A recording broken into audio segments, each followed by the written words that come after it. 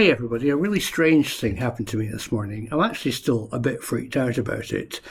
I've been researching a number of films about remote viewing, Stanford research, Russell Targ and Hal Puthoff.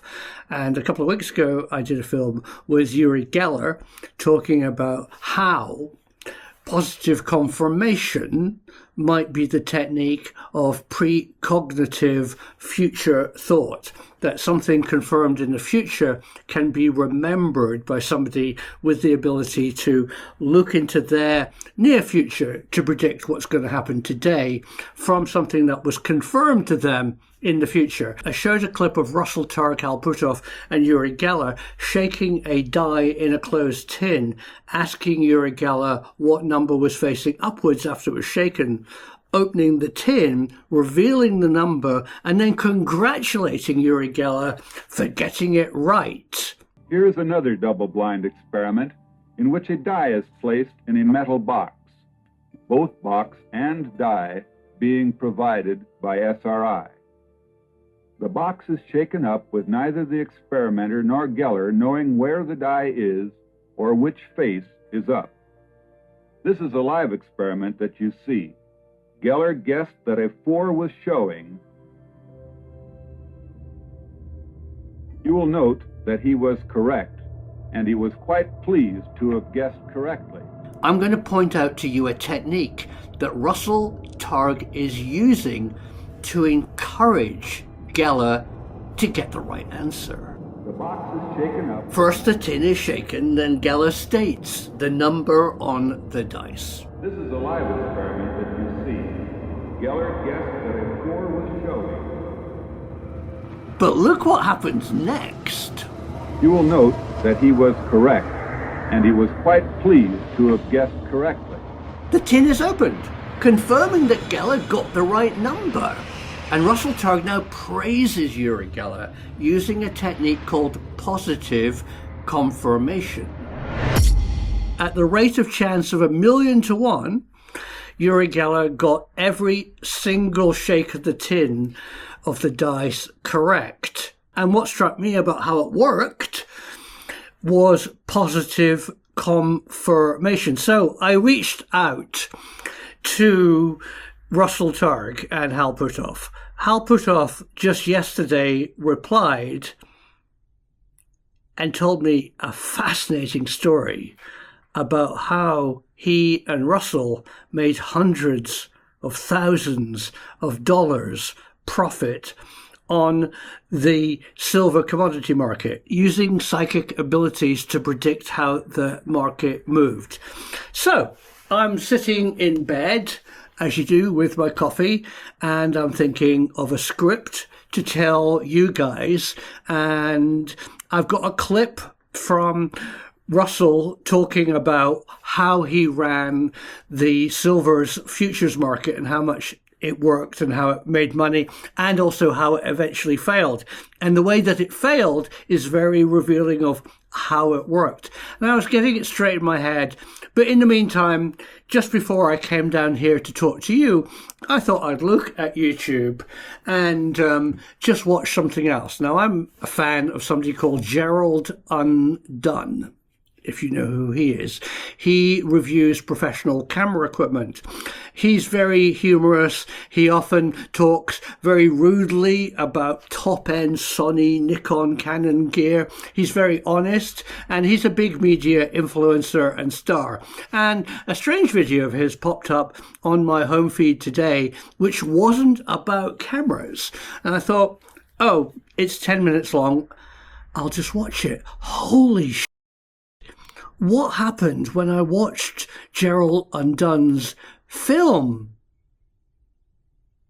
changed my world.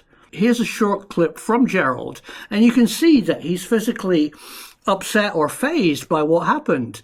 But what he describes is precisely what Hal Puthoff and Russell Targ did at Stanford's research with the remote viewing program.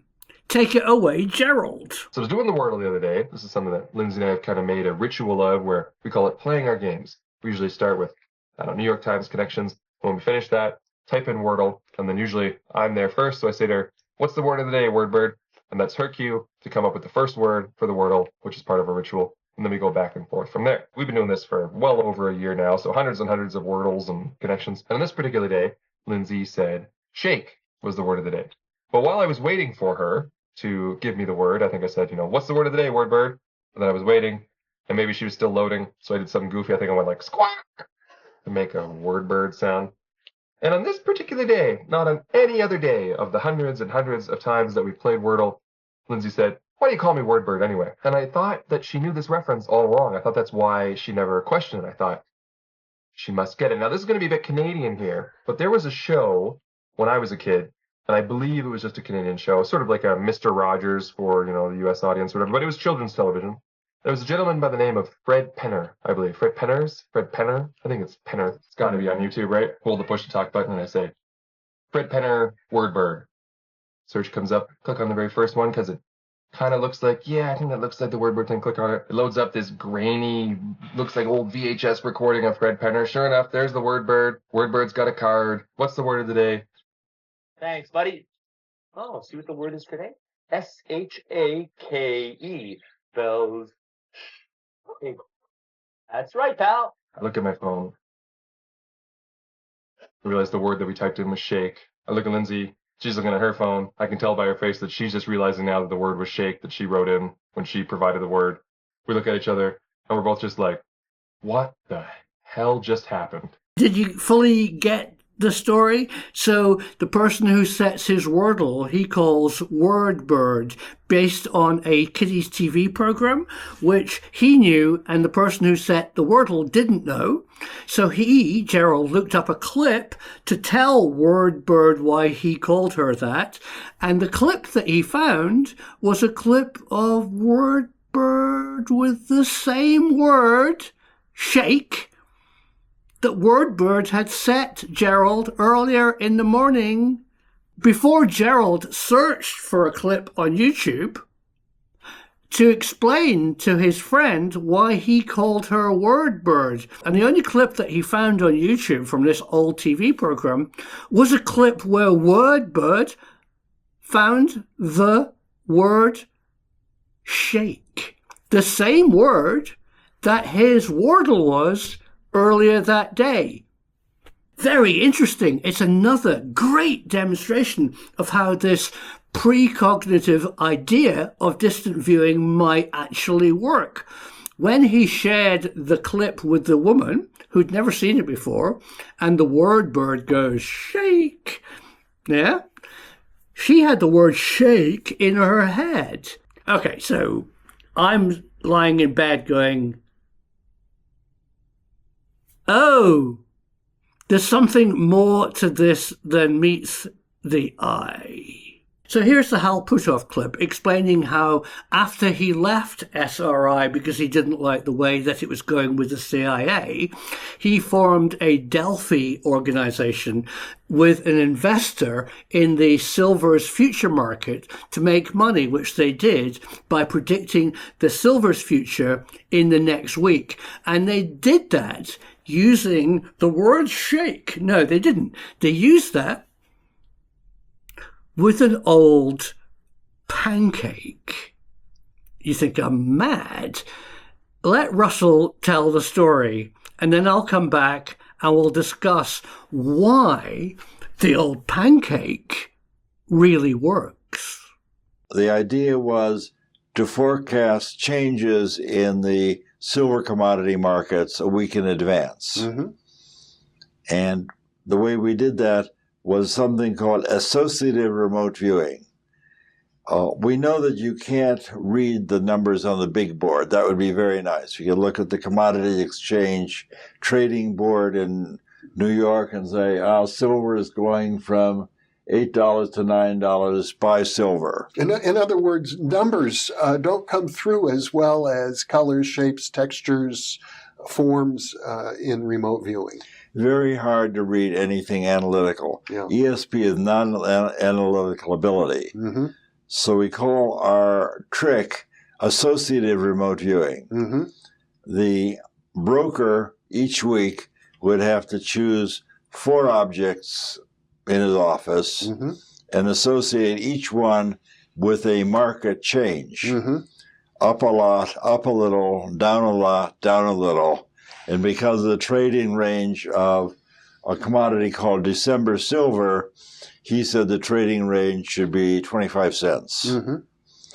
So he would have 4 objects, say a book, a perfume bottle, a coffee cup, and his leftover pancake from breakfast.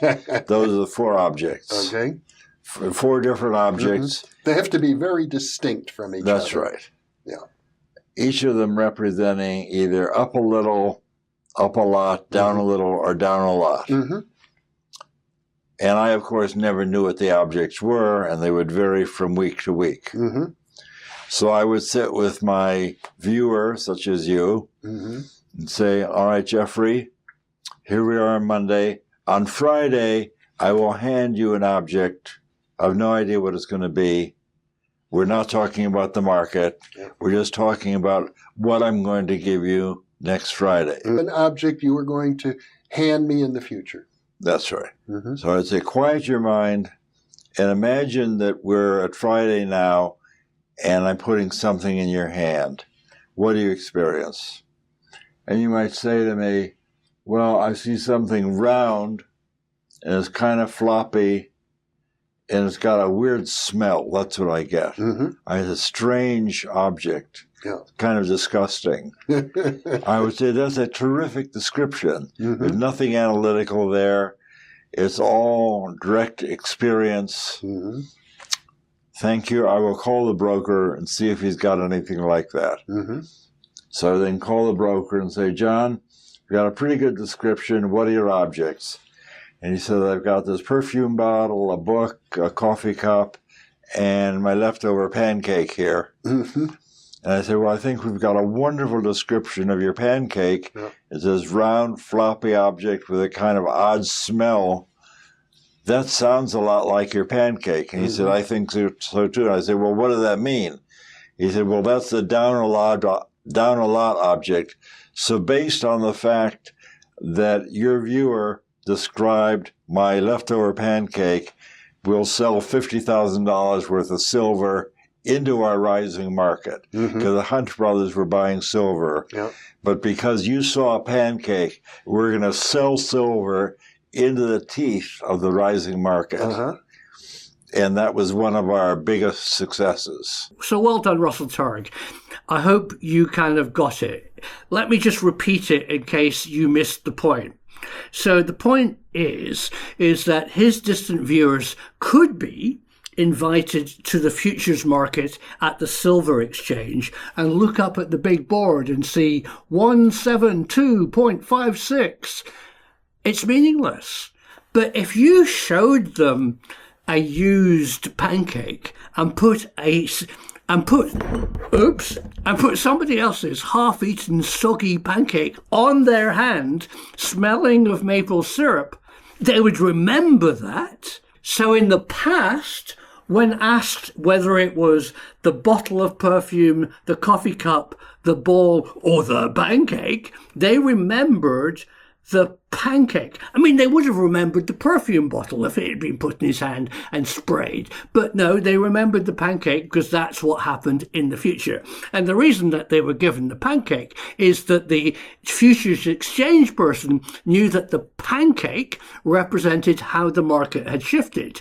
So the distant viewer in the past had a memory of the pancake so they could predict how the market was going to move in the future. And it worked. It worked 100% until the money dried up through greed. So it turns out that the futures of commodity is often traded, say, twice a week. And so the person putting up the money who is making so much money for Hal, Russell, and themselves decided that they wanted to do it twice a week. And that didn't work because that meant that the psychic was shown the perfume, the ball, and the ice cream twice in 1 week. And when in the past they had to recall which way the market had moved by remembering if it was the ball or the ice cream, they got confused because they were shown both the ball and the ice cream in the near future, and they couldn't really remember which one came first. Both were burnt into their memory. That's how I think it works. But which one was more relevant to the question? And that meant that the odds of getting it right failed, and they started losing money, and Russell and Hal probably pulled out of the whole scheme because their investor pulled out, because they were greedy. If only they'd just done it once a month, it would have been successful to today. So a lot of you ask me, why doesn't Uri Geller win the lottery? Which makes sense. All Uri Geller would need to do, if he has this cognitive ability to look into the near future, is when the lottery numbers are drawn, 5, 7, 9, 11, he just has to remember them. And then in the past, what number should I think? He remembers something about 5, 7, 9, and 11 and puts that in, and he would win. But I hope the wet, soggy pancake story, which is a true story, actually explains why Uri Geller can't do the lottery numbers, because it has to be an emotional connection to him. It can't just be numbers. I'm really fascinated with this story, remote viewing, how the humans have an ability, how we all have an ability to precognitively imagine something bad's going to happen, and then it might happen. We all have premonitions. Some of us are better than others. Russell Targ tells this other great story that I'll close with. He said, imagine a young child is kidnapped and held to ransom at a secret location somewhere in San Francisco, where he happens to live. Would it be better to go to the fairground and ask Gypsy Rose Lee to look in her crystal ball and ask her where the child is, or a corporate banker? And he goes, well, no, the corporate banker is much better at it, because the corporate banker actually does this all the time. People come to the bank looking for a loan and say, I am credible. Here's my invention, and I would like to borrow £1 million and turn it into a product. Will you lend me the money, Mr. Banker? And the banker is missing one piece of information to know whether that person, that product, in the future will make him, the bank, enough money to pay back the damn loan and possibly some profit. He has to think into the future.